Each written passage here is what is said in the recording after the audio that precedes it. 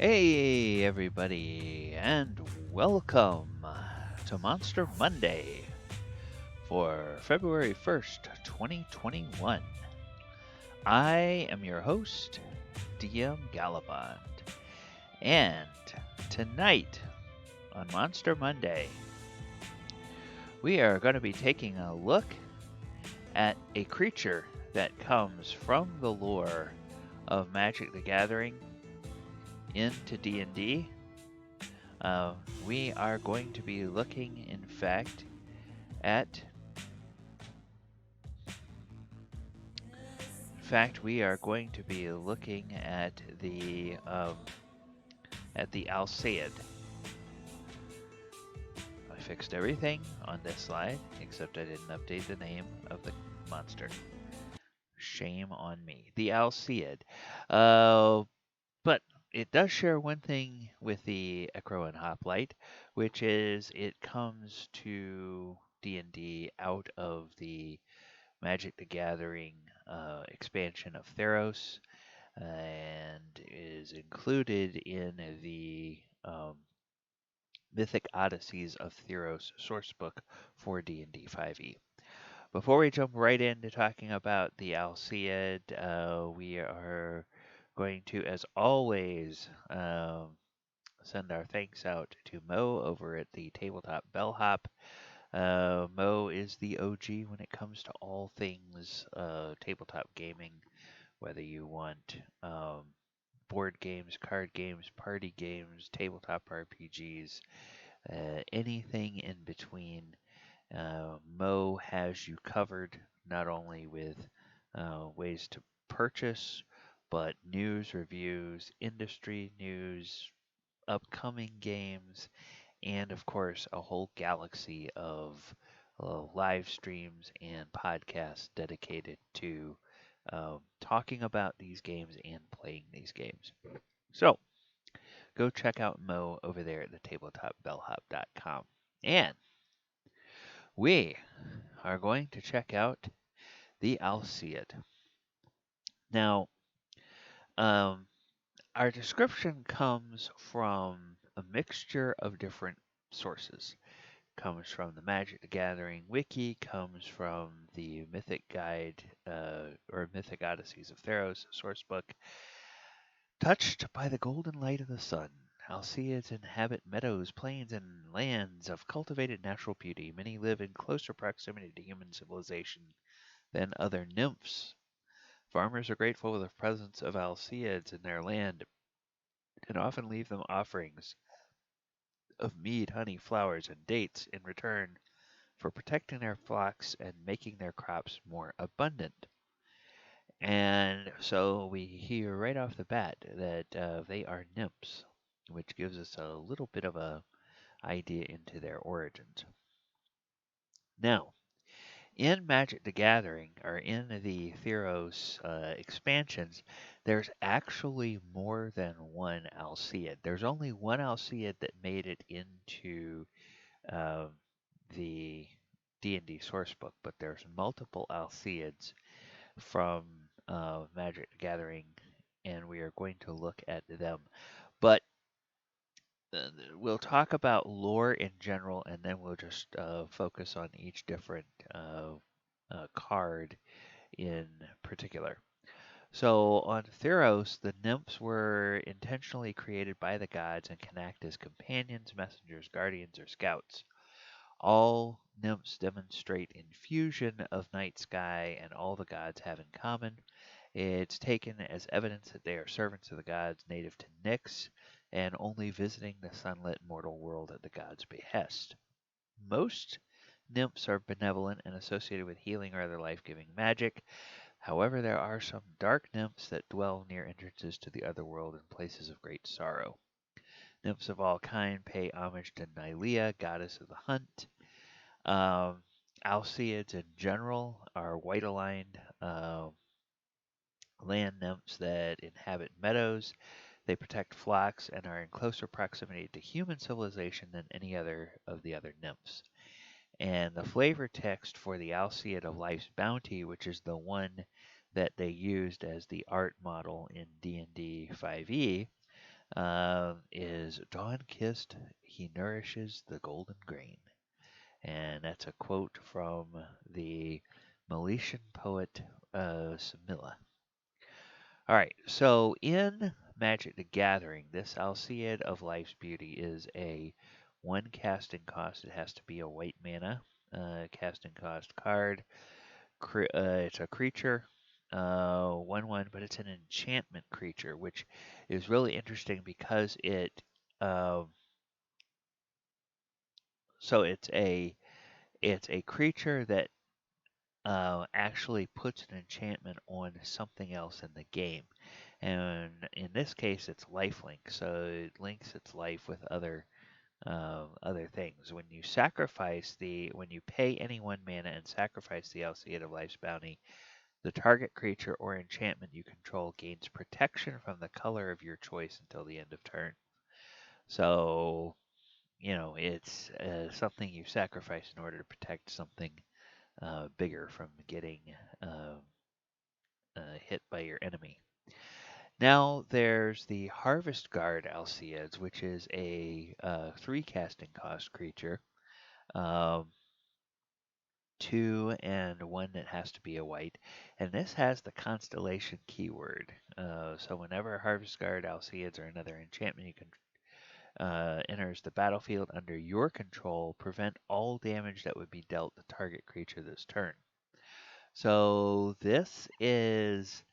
uh, this is something where the reason it's considered an enchantment creature is because you can play it in and add it to the board at any time you could cast a spell or an enchantment or something. And there are different phases in the Magic the Gathering turn when you're allowed to do certain things. Um, and their flavor text is not all shields are forged of iron or bronze. And then we have the Observant Alseid, which is another 3 casting cost, one of which must be white. It's an enchantment creature. Bestow 4 and 1 white mana. So if you cast this card for its bestow cost, it's an aura spell with enchant creature. It becomes a creature again if it's not attached to a creature. So what that means is that you can, instead of paying the 3 mana, you can instead pay 5 mana and not put it out as its own creature, but put it down as an enchantment on another creature, which gains vigilance. So enchanted creature gets +2/+2 and has vigilance. Um, Then at some point uh, you could remove it from being attached to a creature, and it would become a creature on its own. So, which is kind of an uh, interesting way that this spell or with this card works in your Magic the Gathering game. Now, why do I show all 3 of these different variations of the Alseid when talking about the D&D monster? It's to get your little gears turning, make you think, if I wanted to use a different Alseid than the one they gave me, what are the other possibilities? Well, here are some of the other possibilities. All right, going into D&D, we say this every week. Every creature has a type. And the type of the Alseid, because it's a nymph, that means it's a fae. And fae are magical creatures closely tied to the forces of nature. They dwell in twilight groves and misty forests. In some worlds, they're closely tied to the Feywild, which is also known as the uh, plane of the Okay. Also known as the Plain of Fairy. Some are also found in the outer planes, particularly the plains of Arborea and the Beastlands. And Fae include dryads, pixies, satyrs, and and naiads, like uh, like our little Alceids are. All right, nymphs. Okay, so let's go ahead and take a look the at some of the sources where we get our lore and information about the nymphs in Theros. All right. So, Theros itself is obviously a plane where the Theros block and Theros sets take place. And as we said last week, it is based very heavily on the nymphs of Mediterranean culture, especially Greek culture. It's kind of really has its roots in the mythology of ancient Greece. And so it has, it it really kind of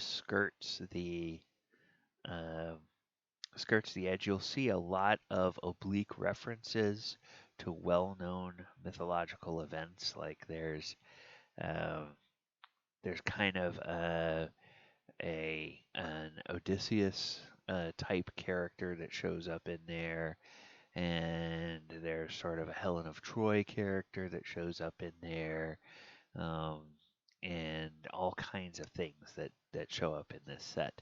That they use that without actually referencing the names of the classical Greek heroes. All right, so nymph is a creature type used on cards that depict divine spirit to animate nature. Usually, they take the form of beautiful young nubile maidens, although some of them are male. And as we saw with the Alseid, the image uh, from one of those cards is actually a male nymph. And the Alseids themselves, okay, are white aligned land nymphs that inhabit meadows. That's what they are used as in um, the Magic the Gathering storyline. They protect flocks and are in closer proximity to human civilization than any of the other nymphs. Now, why is that important? That's important from the standpoint when we get to a little bit later on. We're going to talk about how you would use Alceids in your campaign if you wanted to drop them into an existing D&D campaign that you are running. All right,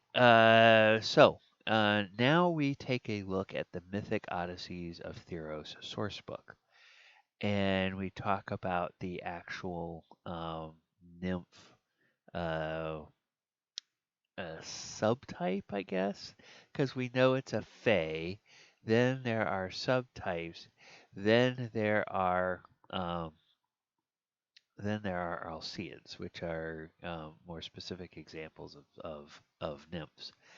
So divine servants inhabit unspoiled corners of the world. Nymphs protect places of natural power and infuse their surroundings with the magic of Nyx. Some are benevolent and aid those who live off the land, while others embody violent aspects of nature. In either case, nymphs generally avoid other sapient creatures, preferring to mind the cycles of nature, the daily interplay of wild animals, or other cosmic forces. Occasionally, though, groups of the same kind of nymphs congregate in a place of natural power or beauty. In times of special need, deities tied to facets of nature might employ nymphs as messengers, guardians, or scouts. And a nymph, because of its divine nature, doesn't require food, drink, or sleep. And now we take a look at the real raw brass tacks and look at the mechanics. What is the Alseid as envisioned by the designers of D&D 5e? Well, it's a medium fey, chaotic good, AC 15, natural armor, 22 hit points. Pretty good stat block. High in charisma over anything else. But not horrible in anything. Dex probably leaves the most to be desired. It's resistant to radiant damage, immune to poison, and immune to being charmed, frightened, or poisoned. Passive perception of only 12. They can hide in plain sight. They have advantage on dexterity stealth checks made to hide while in grassland. And they are innate spellcasters. So 3 times a day they can cure wounds, charm person, or cast sleep. Once a day they can calm emotions, do lesser restoration, or cause plant growth. And they are resistant to magic. And they make 2 radiant touch attacks, +6, which is, considering they are only a challenge rating 1, a +6 touch attack or melee attack is really kind of high, on the high end for a lot of creatures that have that low of a CR. Their reach is 5 feet, and they deal 1d10 plus 4 radiant damage. So they go up against a low level character. They're going to stand a pretty good chance of dealing some pretty bad damage um, to low level PCs. All right. So that is the mechanics of the Alseid. So let's go back to our deck here. All right. Now, how would we use the Alseid in encounters? Um, Generally, I like to think of how would you make a hard encounter for a party of a certain level. And because these are CR1, if you're talking about 5 PCs, it's really hard. It's impossible to actually create a hard encounter with one of these. So now, by the book, if you just put a party of 5 first level characters against one Alseid, that's going to be an easy challenge. But to make it a hard challenge, you'd have to add a blink dog. You turn around and raise that party to level 2. Now, to make it a hard challenge, you have to add a second Alseid and a blink dog to make it, to make it a hard challenge. Now, the thing is, on first level characters, that is a bit of a dicey proposition because, as we've seen, these guys can have a little bit higher bonus to hit, and they have the potential of doing 14 points of damage, 1d10 plus 4 damage on both of their hits. So if you had a party of first level adventurers out trying to fight these things, if they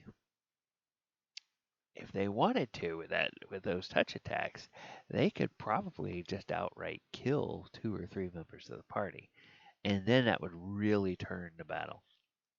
And if you added something like a blink dog that has that ability to sort of jump around the battlefield the way the blink dogs do, then you're adding yet another random element of chaos and turning it into a very tough encounter, even though by the book it's still just a hard encounter and not a deadly encounter. Okay, now where would you put these in your campaign? Um, well, we know they're in places of nature, and we know that they are drawn to places that are strong in nature. So that suggests that they would be kind of out on the edges of civilization. Even if they would be encountered, by farmers that would be growing crops.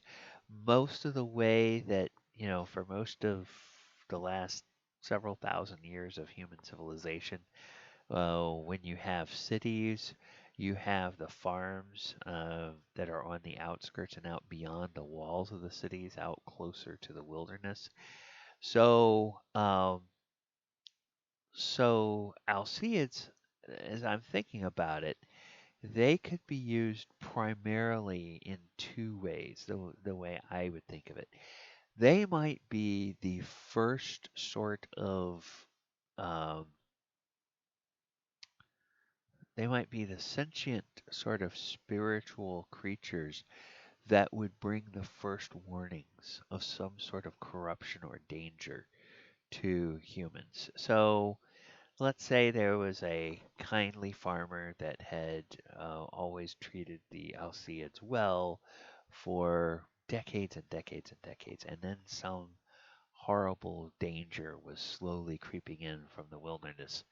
The Alseids might go to that farmer and warn that farmer and tell the farmer, oh, you need to go get some heroes so they can deal with this. And then, the farmer might go and people might say, oh, that's just Farmer Brown. He's an idiot. He doesn't know what he's talking about. So, then it would be up to him to try to convince the PCs that he really does need help. And they might be lured out to try to look into whatever danger the Alseid has told the farmer about. And that's one way you could use it. So they could sort of be a way that civilization would get a warning about some sort of impending danger. Now, the other way you could use them is sort of turn around and have some corruption get into the Alceids themselves. And then the corrupted Alceids might, instead of having a positive interaction with these farmers that have treated them well, they might actually go and slaughter the entire farm family.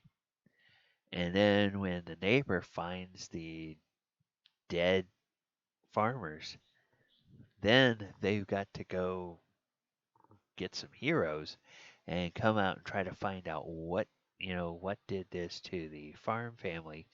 And then if the heroes are able to track it to the Alceids, and then they realize, oh wait, this is unusual behavior for Alceids, they must be corrupted. Then the adventure can fold into, okay, now what's corrupting the Alceids?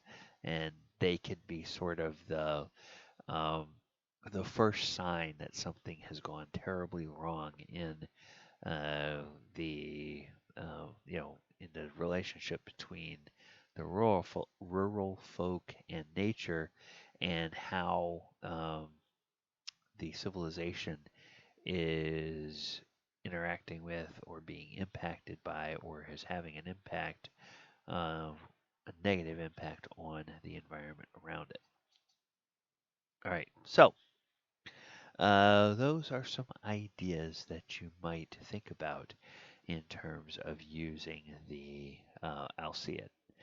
Now, I don't see any questions on the chat, so I'm going to go ahead and I'm going to go into the wrap up, and then we'll double check and see if there are more questions. Oh, no, I'm doing that too early. Ah! Okay, so how would you reskin the monster? The Alseid is a fey creature. Some alternatives you could use. Um, the You might think about a celestial version of the Alseid. These are considered fey. So if you think about a deity like Shantae from the Forgotten Realms, the deity sort of over the crops and those types of things. Um, there might be some divine, really like super low level angelic type of creatures that might use a stat block very similar to, uh, very similar to the Alseid, and but uh, instead of being considered a Fey, might be a celestial instead. And so you might just play around a little bit with the celestial template versus the Fey template. And then you might even say that if you have super devout, very specialized clergy of a nature deity, then those clergy might gain some of those powers like the Alcea did. So you might even just say they are normal humanoids and use the Alcea stat block for them instead of using uh, the stat block that they have published. All right. So that's going to do it. Like I said, I don't see any questions. I'm going to go ahead into the wrap up. Uh, Please subscribe to the channel, like the video, share the video. If you're watching this during the week, click on the post notification bell so that you get notified every time that new content drops. And if you're on the YouTube, watching on the YouTube, please be sure to look down below.